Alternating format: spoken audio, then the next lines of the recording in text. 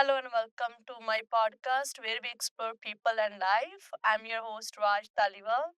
Today I have a guest, Shayan Dada Chaudhary, who has a hobby, bird watching. He's not only watching, he also exploring. Let's dive into. Hello Shayan, welcome to being on my show. Hi Raj, I'm happy to be here. I'm so excited to talk about today bird watching as a hobby, like how you get into it. And first, how did you start bird watching? So I think I started bird watching. It happened accidentally. It was probably 12 or 14 years ago. Um, I think the first memory I have of observing a bird was in college, so in undergrad. I had a cat in undergrad, and one day my cat was sitting on the window and looking outside at something. Okay. And then my cat was actually watching a bird. Okay. And so I remember that I also looked out and I saw this bird which looked like a crow. And most crows are black. Yes, right? Yes. So it looked like a crow, but it was brownish in color. Okay. And so I was very fascinated by like how is there a brown crow because I thought all crows are black. Okay. And then it turned out to be this bird called a rufous treepi. Okay. And so that's, I think, the first memory I have of actually observing a bird. And then it was around the same time, like 12 years or so ago, that um, my family overall got into birding as well. And it was by accident again because my we've always been nature oriented. So like we like nature and we used to like going out to forests and things like that. But my dad bought a camera and a telephoto camera, so with which you can click wildlife photographs and stuff. So when he bought that camera, we started going out to forests more often. Okay. And it used to be a three-way competition between my brother, me, and my dad as to who would get the camera to shoot photographs. And our hope was always that we would see a tiger in the forest, and we were in India at that time, right? So our hope was always to see like a wild animal, like a tiger. Okay. So you're from Bengal. I am, yeah, originally from I'm from Bengal, but I used to live in South India at that time. Okay. And so we used to go to, and actually there's a lot of national parks around Bangalore. So we used to live in Bangalore. Like about a 4 or 5 hour drive from Bangalore, there are many national parks that you can go to. Okay. And so we used to go to these parks and do safaris. Okay. And the funny thing was that I think we saw a tiger maybe once or twice, or we saw, um, we didn't see that many wild animals. Okay. But we saw more birds. And on the safari, usually there's a guide who points out all the different birds to you. And so I think as we were going on these nature trips more and more, we slowly started focusing more on the birds because they were always there. Yes. And less on the wild animals. And like if we saw a wild animal by luck, it was a good bonus. But then we started focusing more on birds because uh, you could always find them. So when do you think it's become full fledged hobby? So it happened over time. So initially, as I said, it started out with photography. Yes. And slowly I mentioned the three-way competition that we had for the camera, right? Yes. So at one point I realized that maybe I should buy binoculars because it's so much more fun to observe a bird up close. And so you can do it through the camera because the camera has zoom, so it shows you the bird up close, but you can also do it through binoculars. Yes. And they're cheaper. Binoculars are cheaper. So I decided that I'd buy a binocular. And I also bought a field guide. So field guide is a book which has all the species of birds that you can see in an area. Oh, yes. So if you see a bird, then you can go into the field guide and try and identify which bird it was. Yes. So slowly, once I had my binoculars and field guide, then I started tracking what birds I was seeing, and I also started joining some local groups, like local bird watching groups. So there I met a lot of people who had different interests. So some were photographers, some used to keep a list of birds that they had sighted. Some were researchers. So you meet different people who are engaging in the hobby differently. And so over time, I also realized that my interest was from photography was fading. But my interest in keeping a track of all the birds I'd seen was growing. So then I started keeping a list of all the birds I've seen, and so then it evolved from there. And as you start listing, as you start keeping a list of the birds you've seen, you want to see more and more. So you find this interesting? I find it very interesting. So because I wanted to see more, I also started traveling to see birds. So like I had seen most of the birds that were common around my city.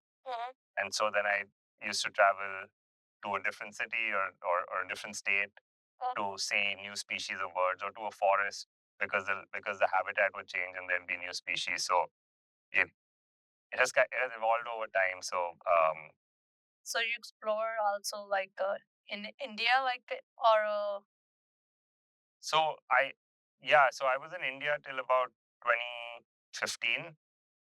So my hobby was still developing when I was in India, and it has continued to develop after I moved to North America. Um, so yeah, after I moved here, I think there are the community of bird watchers you can find everywhere. So even after I moved here, I found a lot of people in my vicinity who are into bird watching. I found a lot of local clubs, so I could continue pursuing the same hobby even. And obviously, there are so many new species of birds to see in North America, so it's even exciting from that.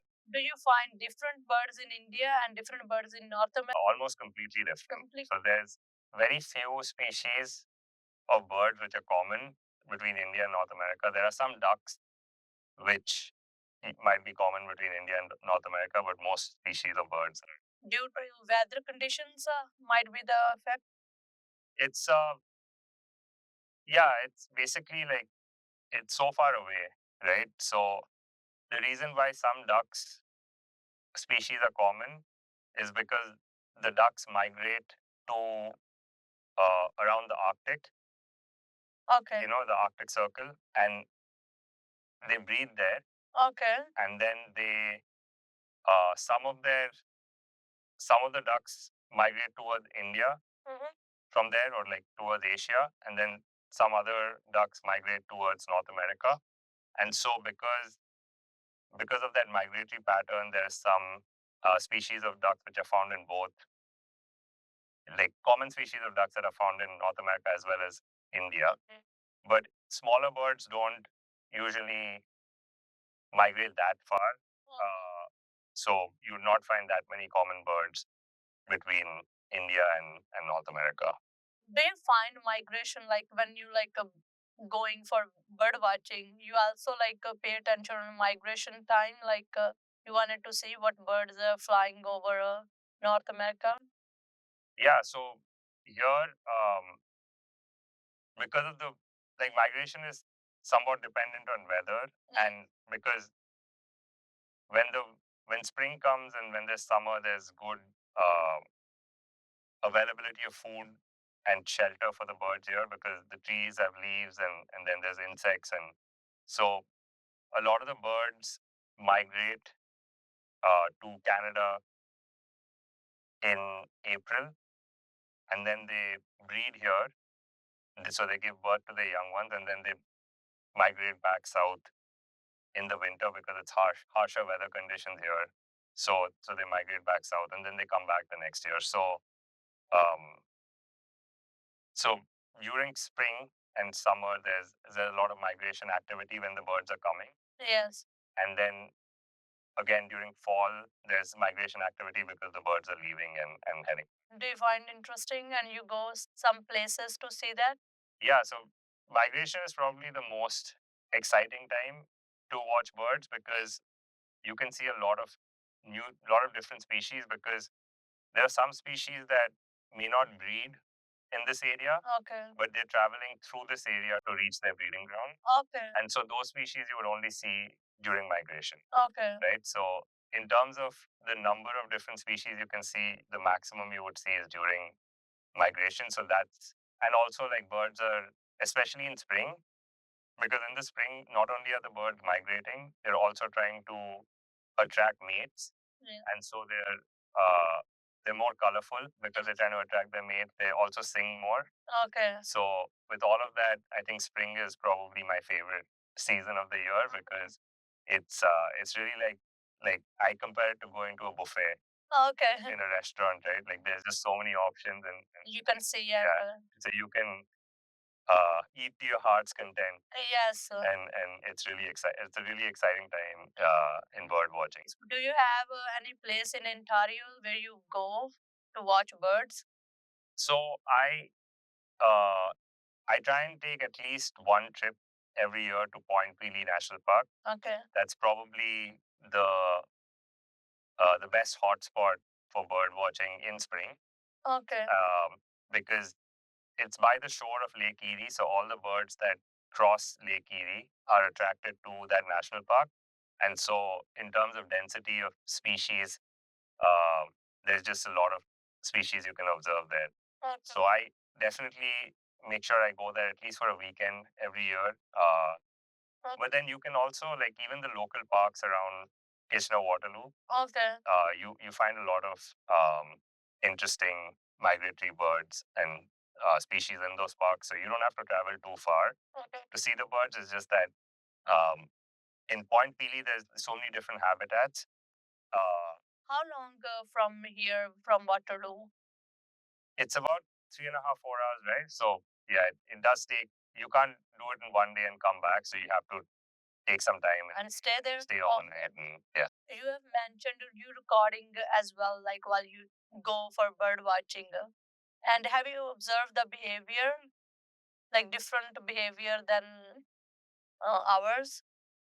Yeah, so I feel like when it comes to bird behavior, I like to, and this is not a scientific way of looking at it. I'm just a hobbyist, right? Ah, yes. I like to think about it as on a micro level and a macro level, and I'll explain what that is. So on a micro level, I think behavior is what does a bird do on a day-to-day basis. So how does it go about its day? So maybe they're more active in the mornings. Maybe they prefer certain habitats over the course of the day. So some birds, as it gets warmer, as it's cooler in the morning, they are found higher up in the trees. Okay. And as it gets warmer, they come lower and lower in the canopy. Okay. It's just like because of the temperature or whatnot. So you can observe those things on a day-to-day basis. Okay. And then at a macro level, I think of behavior as um, what bird would you expect to find where and at what time in the year, right? So in spring, you might expect to find a bird in a certain habitat, and then obviously because birds migrate, they move around. So having awareness of what bird you might be able to find where is I think something I like to note and observe at a macro level. And I the way I like using these observations is that over time, what you realize is the more you observe these things, the easier it becomes for you to find birds. Okay. So, as an example, um, if you're trying to, I really like owls. Okay. So the one of the easiest way to find owls, because owls are very they camouflage themselves really well. So if you're just trying to like look at trees, even if there's an owl sitting on a tree, you might not see it because it's so well camouflaged. Okay. So one of the easier ways to find owls is through other birds. So there are like usually when there's because owls are birds of prey, so they basically hunt other birds or they hunt like other small animals. And so when there's an owl somewhere, all the smaller birds are alerted and they want to chase the owl away. So usually, if you hear uh, lot of small birds making noise, it might be possible that there's an owl there and they're trying to chase it away. Okay. And so if you follow those small birds, they might lead you to finding an owl, right? So that's how you can use behavior. Okay, that's interesting. To find a bird. And so I feel like do it, you pick up on these small cues, and you also like other people tell you, like if you go birding with people, they'll explain to you how they are trying to find different birds, and it gives you new ideas as to how you can. So it's really like I like thinking of it as a treasure hunt sometimes. So and these are like clues you can have in your treasure hunt to find certain species of bird. It seems kind of fun to find birds and know what you want to look. Yeah. Yeah, and like even the other thing that I like doing is like I said, in the spring birds sing more, right? Yes. And every species of bird has a different song. So if you can start learning their songs, you might not see the bird, but you can hear them, and it might alert you that there's a like that's the species of bird that is around you. So sometimes, if you know the songs of rarer species, okay, even if your eyes don't fall on them, if you hear them, then you're alerted that that species is around you, and so then you can look more carefully, okay, and find it. So even like observing their songs and what they sound like, and trying to remember them, and then trying to listen for those things, that's also I definitely enjoy doing that. Do you also like observe when they're scared or they're angry? Uh, so I don't know. It's probably hard to say if a bird is angry. Okay. But you can see that some birds are, they might be irritated by certain factors. Okay. Like what? So let me think. Depending. I don't know. Like, I don't think I have an answer to like this angry thing. Yeah. Okay. So you never find? Scared. I think when I don't know if birds get angry. No. Because anger is a very Is I only know like of human beings getting angry. Like, do you think a tiger gets angry? I think a tiger is ferocious. I think but is it angry? I don't know. Like, is it that's just part of it, nature, right? Yes. So I don't know if you can say a bird gets angry, but like birds definitely get scared. Okay. So um, and they might be scared by like human beings, for example, or if there's like a dog, okay, they might be scared. And so usually, because birds have wings, they can fly away. Okay. Usually if they're scared, they just try and escape and find shelter somewhere. Okay. Or even if they're birds which don't fly a lot, they just like run away and try and hide somewhere. So that happens a lot. And in fact, if you're bird watching, you have to be very, like, even if you're walking through a trail, okay, you have to be a little more careful, and not try and not be very loud. Okay. Because sometimes if you're loud and you're taking really heavy footsteps, okay, or especially if you like step on leaves a lot, like all those sounds can scare a bird away. So, and if they once they leave, then you don't get to see them, right? So if you want to see birds, you have to be a little more quiet, a little more patient and careful when you go. Okay. And I think like if you also encounter bird watchers somewhere, okay, they might be annoyed by like loud groups, okay, around them, because like so they're always quiet. Bird watchers are usually quiet. Like sometimes what happens is once you once you're observing a bird, uh-huh, and the bird has also noticed you and is starting to relax a little bit, okay, then it's fine if you like talk to each other. Like, it usually doesn't startle the bird. Okay. But as you're like walking through a trail and a bird isn't expecting to see you, then you would like startle them, right? Yeah. And so it's you have to be careful not to surprise a bird, because if the moment you surprise a bird, then it flies away. So you don't get to see it. Yeah, that's also seen. Like, you have been watching bird so long, like 10 years long? Yeah, 10 yeah, years. So 10 years. So you have observed what is the similarities between human and birds, because we are complex. We are angry. We are happy. Birds are happy when they sing. You observe that. What other similarities you have observed so far? So I think the basic some basic things are similar, right? So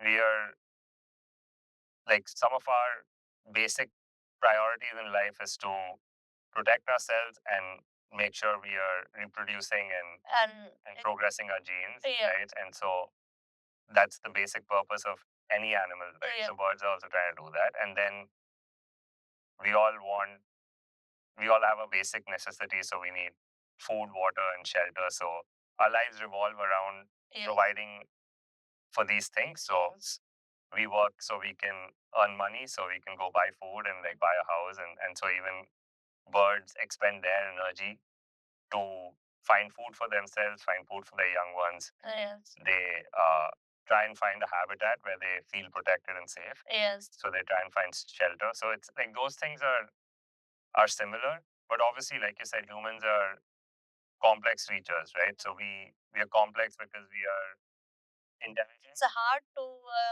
make us ourselves happy. We need so many things to make ourselves happy. Yeah, and we're like constantly trying to become better. Yeah. And like you think about, like we have discovered so many things, and we are also very innovative, and like the progress human race has made over time is pretty amazing. Yes. But I think, in my opinion, um, I don't think like animals are less complex. Yes. Because humans are complex in our own way. Yes. But even birds achieve some amazing feats, which I think humans can't think about achieving. And like the thing that I'm most fascinated by when it comes to birds is migration. Okay. Right. And there's a bird called an Arctic tern. Okay. Which every year migrates all the way from the North Pole to the South Pole and back. Okay. And so you think about like a small bird without any assistance, just using their own energy and their own abilities, traveling such far distances every year, right? And how long? How they navigate. How much the distance? From the North Pole to the South Pole. So that I, I couldn't tell you in kilometers, but that it's a long distance. Okay. Right? And they do that every year. Okay. So how they navigate from without using maps. Okay. And repeat that journey every year is so fascinating. And like another bird which is really fascinating when it comes to migration, bird called a godwit, which is a shore bird. Okay. And that bird migrates from Alaska to Australia, and it does a non-stop flight. Or Australia or New Zealand, like that area. Okay. So it flies over the Pacific Ocean, and it does a non-stop flight. So, and there's a lot of research around how it manages to fly. So I think they fly for many days at a stretch without any food, without any breaks. And in order to make that journey, they actually put on a lot of weight, which they lose over the course of the journey. So they almost become, I'm just making up some numbers here, but they almost become twice their body weight.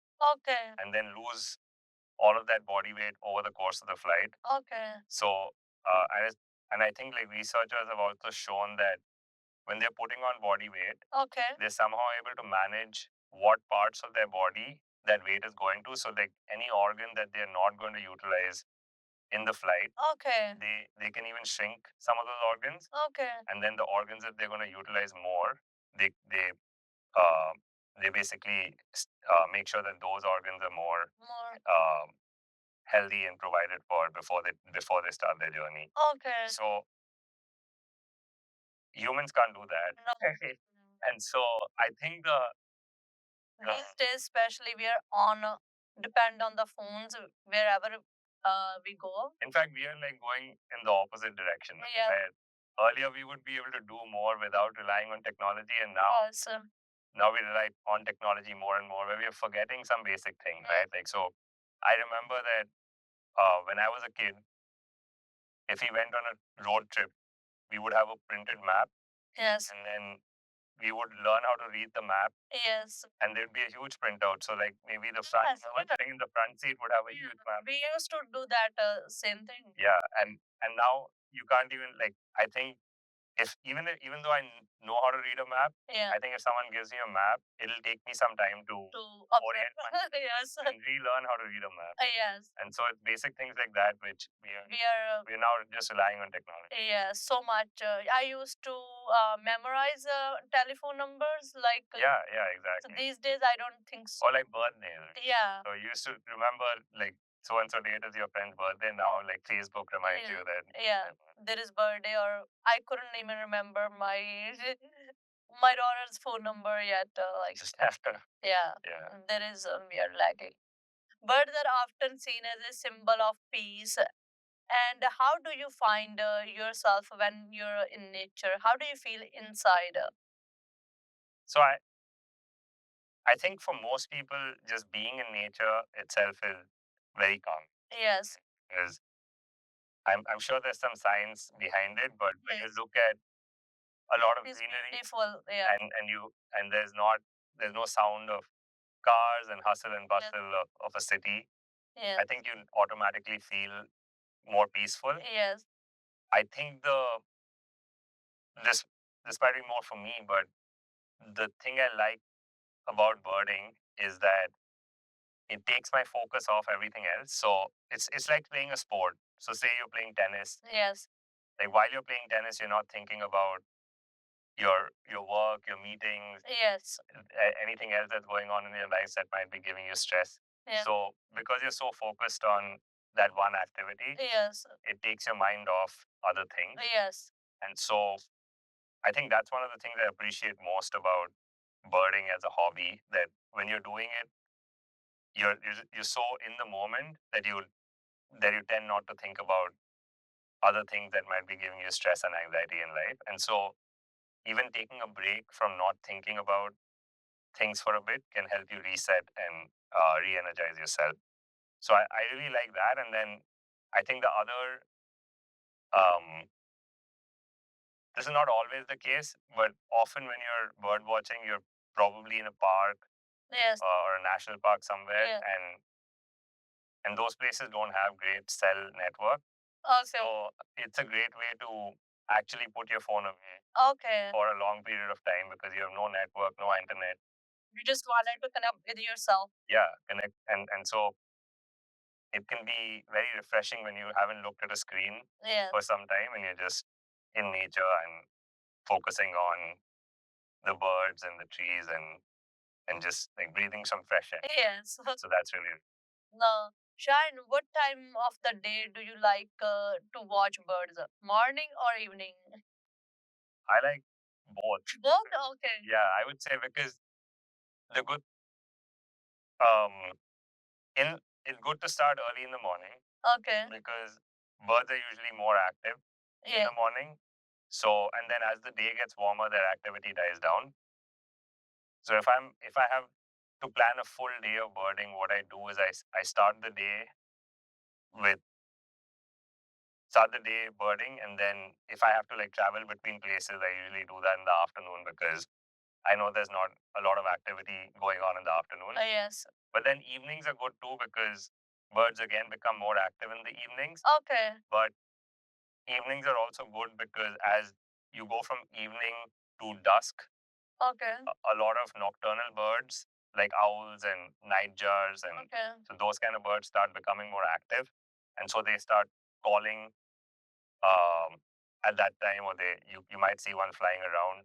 Okay. So I like evenings because you get to see some of the nocturnal species. Okay. Around the evening time. You could also get up really early before sunrise and try to see them, but I'm like that's harder to do in my opinion. So yes, evenings are a good time for those nocturnal species. Oh, okay.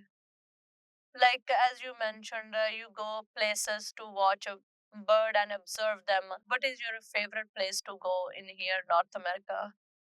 It's that's a tough question. I feel like most places are like it's hard for me to pick a favorite place. Okay. Like you find like different, you find more birds like in there. You went and you find like a different kind of birds. So as I said, like Point Peely, yeah, is a great place to go. You can consistently see, yes, a lot of different species of birds, but that doesn't mean that like if you're not able to go to Point Peely, you can go to a park near your house, and if you're there on a good day, you might see an equally good diversity of birds very close to your house, right? Because they're all moving around. Yes. And so it's actually more it's sometimes more important to pick a good day, yes, okay, than to pick a good place. Yes. And so, especially during migration, yes, it can really make a difference what the weather pattern has been around the day. Yes. So because the birds are moving from the south to the north in the spring, yes, if there's been wind blowing from the south to the north, then the likelihood of you seeing a lot of birds when you go out to watch birds is higher because they like using the wind to uh, help them in their journey. Yes. Whereas if the wind pattern is opposite, so say there's like wind moving blowing from north to south, okay, then they might just wait for the pattern to change before they migrate. And so if you keep an eye on what's been happening with the weather, you can improve your chances of seeing more birds. So even a local park might be a very exciting place to go birding, yes, on a good weather day. So I think weather is almost equally important. Obviously, like habitat is important. So if you're if there's a park surrounded by a lot of man-made development, it might still attract birds, but it may not attract as many birds because birds usually tend to follow certain geographical features. So if say there's a river that runs from there's actually the Grand River in our vicinity, right? So Grand River kind of runs from um, I believe it connects to one of the lakes, but then it goes north. So birds usually also follow the river as they migrate. So if you have a park near the river, there's probably a higher chance that you might find more birds there, okay, because it's not a big deviation from from the natural migration path versus a park in the middle of the city. They may not venture near a city because that's not in their best interest. So it really depends. I guess like I don't really have a favorite spot. Okay. But I try to keep an eye out for like where people are observing more birds, and I just go. Okay. Like while you're planning your vacations, and you mentioned you always like planned where you find more birds. And there's ways to do that. So most people who keep a checklist. Okay. Now that we are in the age of the internet. Yes. Right? Like so in the past people used to keep checklists in notebooks. Okay. Now there's an app for everything. So there's an app called eBird. Okay. On which I record all of my bird sightings and a lot of other birders do as well. And you can see what other people are seeing. So okay, if I want to go birding over the weekend, I just first go on eBird and then just take a look at who's seeing what where. Yeah. And then I go to I try and go where I think there's an interesting bird. I pick that spot to go birding. Right. So that's how. And do you find like new birds like you never seen before? Like have you ever encountered? Yeah. So the longer you stay in a place, the lesser find new birds because you've seen most birds. Yes. So when I first moved to Canada, I had not seen a lot of the species that you usually see around here. Okay. So in the first year or two of watching birds here, most birds that I was seeing were new. Okay. And then now that I've been here for a while, um, I I feel like I've seen a lot of the more common species. So now every time there's a rare bird, then that becomes a new bird for me. So and that happens all the time. There was a bird called a marsh sandpiper, okay, which is found in Russia and those regions, which randomly showed up in a sewage lagoon in Ontario, okay, one year. So that was a new bird, okay, that I hadn't ever seen before. And usually when those kind of raritors are how did they arrive in here? Oh, so by migrating or yeah, it's usually not a very happy story for the bird because they've probably lost uh they they've probably lost track of where they were going or got misdirected somewhere or they might have associated with a different flock of birds and then reached a different destination. So it could happen. Yeah, and sometimes it's okay, they can find their way back. Yes. Sometimes if they reach a place where they don't have where they're not able to meet their necessities for food and shelter, they might even die or they might get hunted by uh, some other animal or a bigger bird. So this it's not the happiest story when a bird somewhere it's not supposed to be, but it's still exciting. Are they as a birder in here? Yeah, so it really depends. Okay. Some birds survive, but it's still exciting for birders, I think, because you get to see a rare bird. Okay. It's unfortunate for the bird, but you can't control nature, right? Yeah. It's all part of nature as to it's just when millions of birds migrate, yes, you're always going to have a few that deviate from their migratory path. That's natural. It's unfortunate sometimes for the bird because they might die. Yes. I'm always curious. Okay, when they decided they wanted to go such a place, and how did they come in their mind, and how they is any planning involving behind while they're migrating one place to another? Yeah, it's a really good question. I don't think I have some idea, but I probably won't know the exact answer. Is there any search behind that? How they did? So birds have been around for millions of years, yes, right? Sir. And so their migratory patterns have developed over centuries.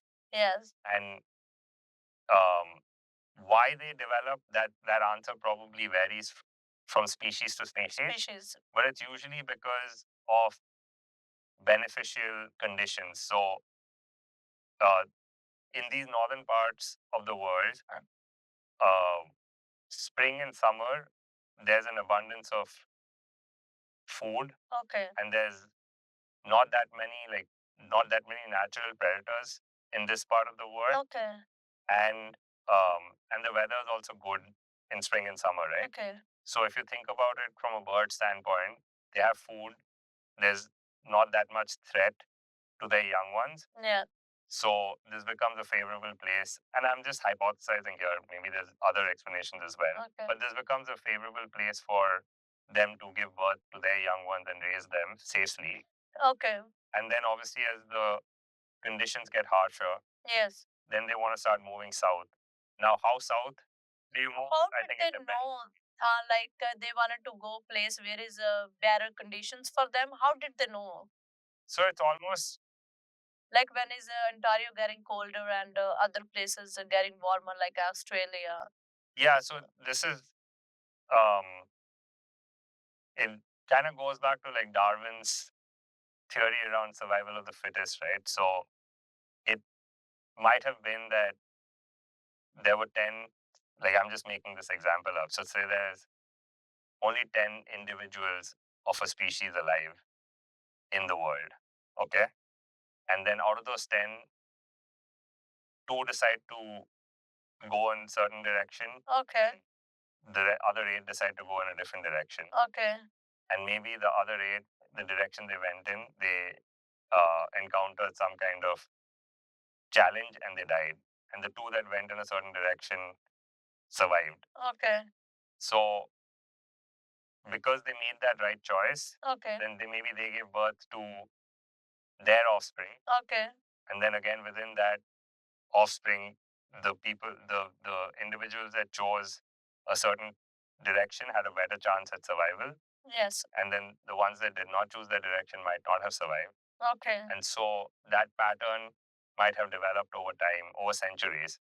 Okay. So again, it's just me oversimplifying what I think the science is behind it. Okay. But it's not. It is amazing. It's not something that one individual determines. Yes. It's something that the species has determined over the century. Have you ever had a moment where you see the bird and it changed you completely? So I wouldn't say changed me completely, but I think one moment I remember very vividly in my mind is I at one point in time I was working in Chicago and I used to go like my office was in downtown Chicago. Okay. And one morning I was walking to my office and I found a dead bird. Okay. And it turned out to be a bird called an oven bird, okay, which is it's a type of warbler. Okay. And I'd never seen this. I was pretty new in Chicago. It's not a very uncommon bird, but okay, I was new to the US and Chicago at that time. And I'd never seen this bird in the wild. So I was very excited that I saw the bird, but it was also unfortunate that the bird was dead. Okay. And it, I then went and like read about it a little more and found out that every year, uh, half a billion to a billion birds die from colliding with windows. Windows, okay. So it was, I mean, there's a lot of science again behind why it happens and how you can avoid it from happening. Yes. And actually, there's a lot of local organizations that try and raise awareness, and then they um, try and convince different local governing bodies to make rules so that buildings switch off their lights at night. And so there's certain standards people follow when they're designing windows and stuff. But to me, it was also eye opening because it just shows you that um, we don't intentionally, like, it's nobody's intention to kill birds. Yes. But we end up, because of how quickly humans have started building high rises, and it's not just high rises, even like, even there's a lot of birds which even collide with windows in small houses. Okay. So it's good for everybody to recognize that we have an impact on the overall ecosystem. So. And so it wasn't a life changing moment, but I think it opened my eyes to the magnitude of how um, how we decide to shape our world, how that can impact the species around us. Yes. And how everything is connected. Yes. There's this really interesting book that I read as well. It's called The Sixth Extinction. Okay. So it talks about how historically there have been five major mass extinction events where a lot of the species got wiped out, and then life had to restart from whatever was remaining. Okay. And so that book talks about how we are in the sixth mass extinction right now. Okay. And how the sixth mass extinction is mostly caused by human activity. Yes. So it's because maybe there's like, uh, and it's mostly around exploitation, right? So maybe we overfished an area, or there was a bird which was easy to kill and eat, so we killed all the individuals of that species altogether. Or even things like um, global warming and how that's impacting coral reefs, and then so it's all about. So there's a lot of research that's been done today about how our activities impact on them, the ecosystem overall. Yes. And so it was that I just brought this example up because I think that finding that dead bird, yes, led me to reading more about these things, and it built, at least made me more aware of how we are impacting birds, and then obviously all other species. What do you think, like, we should learn from birds as a human being? We are evolving, we are like progressing, but what do you think is we should learn from birds and make our life more have more balance? Yeah, that's a good question. So I feel like, I think it's hard for me to pinpoint one thing that you can learn from birds. Okay. But what I will say is that if you uh, like getting into a hobby like bird watching, yes, you're just uh, you're just allowing yourself to be curious. Yes. Right. And so you're going in with an open mind, and then you observe nature, and you'll be amazed by, yes, by nature as you start observing it more closely. And I think it shows you that you're not the center of the world, right? No. And so you're just a part of a bigger puzzle. Yes. And sometimes knowing that helps you helps make your own problems seem less smaller. Yeah. Because until you realize that you're not the center of the world, yes, your problems are the biggest problems that ever existed. Yes. Spend so much of your time thinking and worrying. We do. And so it just teaches you that, like there's a bigger world out there. Yes. I think every living thing has its own struggles. Yes. So you're not any different. And yes. So that perspective I think is helpful sometimes. And it helps, especially when you can think of some of these things when you're struggling with certain problems. It just helps you relax a little bit and yeah, view things from a different angle. Like I'm doing yoga and I'm meditation. Same thing. Like we have to connect with ourselves and not worry about the things what is going on in life. Yeah. And I think is having hobby like bird watching or yoga or anything else like could be. Yeah. And it helps you to. I think what I think is helps us to understand more about a life. Do you think that? Yeah, for sure. I agree. I mean, I think um, like I haven't done much yoga myself, Mhm. but I think about um, like any hobby in general, yeah, is healthy. Yeah, because it like what I think of, like when I think about exercise in general, yeah, I try and stay consistent with at least some exercise schedule in my life. Yes. And it's just good to have routine sometimes. Yes. I think what I appreciate about exercise is that it gives my life some routine. Yes. And so any hobby in general, I think, has the ability to uh, impact you positively. So birding is no different. I don't know, might be that stupid question. I would ask anyway. When you like go like to bird watching, are you planned?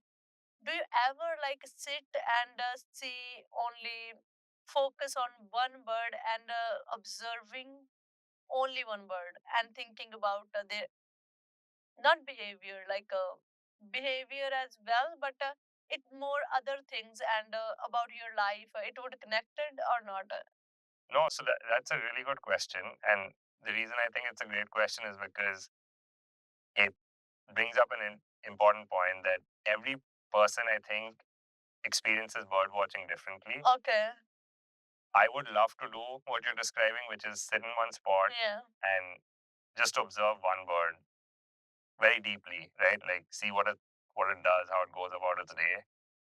Unfortunately, I'm too impatient a person, so I have to like fight my own impatience. Okay, in these moments. So there are times where I like sitting down and spending some time observing one bird instead of trying to find more and more species.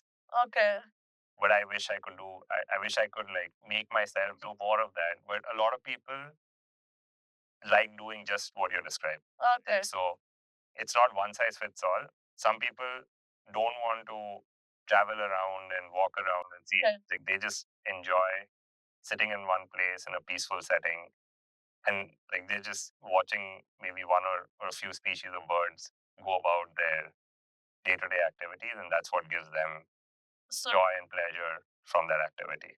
I really like about birds, like in my backyard or India, like I've seen. I really like to watch bird when they're feeding to their kids. Yeah. It is so amazing, like how they build their nests and then they find food for their little ones. Have you experienced that as yeah, well? And so something find different in that? So you see, again, like it depends. How you see? No, it depends on the time of the year. Okay. So in the summer, you should keep an eye out for birds because that's the time of the year when they've given birth to, yeah, their young ones, and then now they're trying to feed them. So especially if you know if you've seen a nest, then you can just keep going back to that location and observe because you'll probably see the bird fly away go gather food, and then come back and feed its young one. But this year, I uh, I saw something really interesting because I went to Newfoundland in the summer this year. Okay. And in Newfoundland, there's colonies of seabirds. Okay. Which so these seabirds build their colonies on rock cliffs by the sea, by the ocean. Okay. And so the reason why they choose rocky cliffs is because predators can't get to them. So it's safe for them to raise their young ones.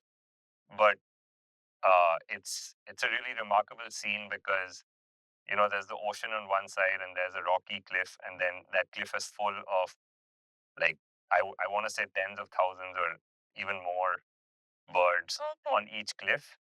And so there's this species of seabird called a gannet. Okay. And it's really interesting watching their behavior. So what they do is they take flight. The adults take flight, and then they fly over the ocean and they dive in. So they nose dive into the ocean. Okay. Find a fish. Okay. And then come back. Did you take picture? I did. Oh, I did. It was really cool. So then they come back and then they feed their young. Okay. And then they wait around for a while and then they go do it again. It must have been really big. Yeah, you can sit. So this, I actually sat and I watched this happen for a good hour or even more than an hour. I lost track of time, but it was really interesting to watch. I think these birds watching, you doing the same, like having hobby, but you also connect with yourself. That's the calm you, I think is amazing. Like you feel yourself connected. And I think you ever think like when you're bird watching and you also like thought process has been changed? No? No, for sure it has. Like, so I definitely know that. So for me, the priority is to live my life in a way where I can be closer to nature. Yes. So, and that's actually a very significant thing because, like, part of the reason why I like living in Waterloo is because I think it's a good balance between having uh it has a good balance between city life. Yes, sir. And nature. Yeah. So it's very easy to disconnect from the city because you can drive 5 minutes away from Waterloo and you'll be in the middle of greenery and yes. And so I really like that access to nature. But the reason why I chose Waterloo is because of my interest in birding.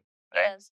And I think because of my interest in birding, the choices that I will make in my future will probably be uh, also oriented in that direction. Yeah. And so I think it does, you don't realize it, but you actually end up making a lot of significant life decisions. Yes. Like, even if you think about who you end up marrying. Yes. Like, I'm fortunate that my wife is also interested in. Yeah, that's good thing. And so we can share the same hobby. Yeah. And so it's a hobby, but a lot of your life choices are being driven by. You find a calm in there, so that's really good. Yeah, you find peace in there while you're watching, and your mind also diverts from many things. Yeah. Yeah. Exactly. Exactly. If someone wants to start bird watching, as example, if I wanted to start bird watching, what would you give advice? So I would say let it happen to you. So if you because like we've spoken about already. Yes, sir. Everybody um, enjoys it differently. Yes. So for me, it was started with photography. Then it went to keeping a list of birds and observing them. And then, like, I also travel to see birds now. Yes. It doesn't have to be the same for everybody. Like, you could maybe there's somebody who just likes watching birds in their backyard. So if that's what you want to do, that's where you want to start. Just put a bird feeder maybe in your backyard and maybe buy a field guide. Yes. And just see what birds show up in your feeder, and then you do that for a while, and maybe you'll have a thought about, oh, I want to do this next, and just take your own road. Oh, yes. I think some of the basic things that are helpful is get some of these, like download some of these apps. Yeah. So eBird, like I said, if you want to know what people are seeing in your neighborhood or in your city or in your state, you can find other people's sightings on eBird. So that's always helpful. And eBird also has like a lot of information on every species. So they describe what the species is, how they migrate, what their habitat preferences are. So all of that information is available. So that's a good app to have. And then there's another app here called Merlin. Okay. Which again has, so earlier it used to be field guides with your books. Yes. Now they've just moved it into an app. Yes. Right? So, and Merlin's also good because it has a feature where it can identify a song for you. You did once in your speech. Yeah. So if you're hearing a bird in your backyard, yes, you can just put the voice recorder on in Merlin. Okay. And it'll tell you what bird it is. Okay. So it's a very good learning tool. Or you can also do it with. So if you take a photograph of a bird and you don't know what bird it is, you can put it on Merlin, and Merlin will tell you. It'll identify the bird for you. So so that's another useful app to have because people like to know what they're looking at. Yes. So that's a inexpensive way of getting. Yes. And if you want to spend a little more money, you can buy binoculars. Yes. And it just makes a world of difference if you're viewing something magnified, yes, 6 to 8 times versus viewing it with your naked eyes, because with your naked eyes you can't pick up, yes, all the details. Yes. But when you look at birds up close, they're they're absolutely beautiful. So it's a worthwhile. So if you realize that you're getting more and more interested, yeah, I would say a pair of binoculars is one of the first things you should invest in because it'll just give you so much more pleasure from the hobby, yeah, than you would get if you didn't have a good pair of binoculars. Yeah. If you're the kind of person who likes to uh, do the hobby or experience the hobby with other people, then finding a local club might be a good idea as well because, like, by talking to others, you can kind of understand what their experience is, and they can always give you like tips to as to how you can get into the hobby and what you can. Okay. Shine, you have been watching bird watching so long. Would you able to give me three things which you think while you're bird watching you improved yourself and you love this? That's why you love this hobby. Yeah. I don't know. I haven't reflected on that a lot. Okay. But I think we were talking about patience, okay, earlier. Okay. And I am, as I said, I'm not a very patient person. Okay. But surprisingly, I'm a lot more patient when I'm trying to find a bird. Okay. And so there's an opportunity there. I wouldn't say that I've become a more patient person yet, but there's an opportunity there for me to think about how I'm able to be more patient when I'm bird watching and maybe apply it to the rest of my life. Okay. And so that's a good thing. Yeah, so you can change. You're not, yes, like you. I can't make an excuse to myself and say that I'm an impatient person and that's who I am. Yes. Because guess what? I am patient in some settings. Yes. Yeah. Maybe I can improve myself that way. Yes. Also say that, like we spoke about this a little while ago, where the realization that you are not the center of the universe. Yes. And how just being aware of that, yes, helps you view your life differently. Yeah. So when I'm encountering a problem at work and it's a stressful situation, I think birding is a way for me to remind myself that it's not the end of the world. Yes. If I can't solve a certain problem, or, yes, like sometimes with time, the problem goes away itself. It is. And so just being able to not get anxious and stressed out about things, I think that's um, something that I can do more easily because of my interest in birding. Yes. Other impact it has had on my life is that I I feel like I have some purpose, yeah, right? So, like I said, like a lot of my life decisions have been shaped by my interest in birding. Yes. And so it generally gives me a reason to look forward to my life progressing. And because, I want to see more birds. And even when I travel, it's an important, like, it's almost the central reason why I travel is to see more birds. And so it, it just generally gives me something to look forward to in life, which I think is good to have for most, like for a lot of people, like you said, it's kids. Yes. Right. So you can have, when you have kids, you have something to look forward to. Yes. It's probably not the same magnitude with birding, but yes, that's also something that once you get deeper and deeper into it, yes, you want to, like, you're doing it because you're curious about nature, and there's just so much to learn, and so much gives you more purpose and meaning in life. Yes. Thank you, Sean.